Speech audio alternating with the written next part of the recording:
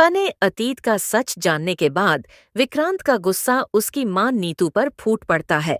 जी हाँ दोस्तों, मन्नत सीरियल के आने वाले ट्रैक में देखने को मिलेगा कि जब नीतू विक्रांत को भूलने की दवा देती है तो उसकी तबीयत अचानक खराब हो जाती है।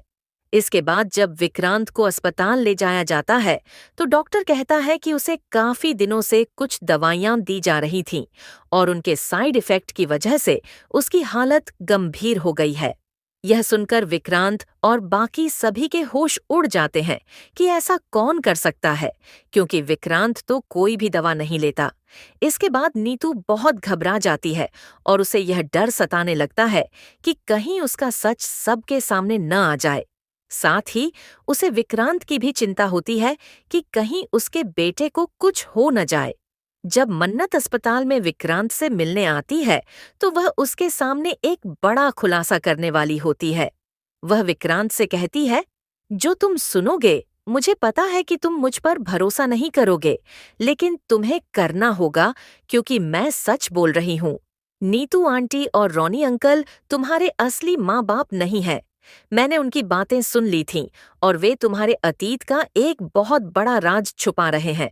यह सुनकर विक्रांत को बड़ा झटका लगता है और उसे यकीन नहीं होता, लेकिन फिर भी वह मन्नत पर भरोसा कर लेता है क्योंकि उसे लगता है कि मन्नत झूठ क्यों बोलेगी।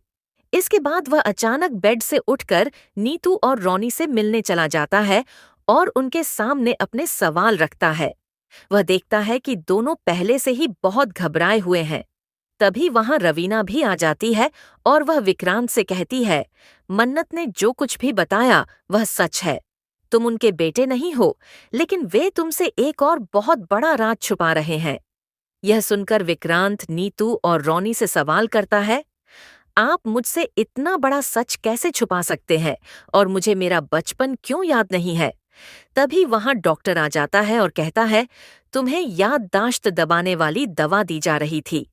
यह सुनकर विक्रांत समझ जाता है कि नीतू ने ही उसे वह दवा दी थी।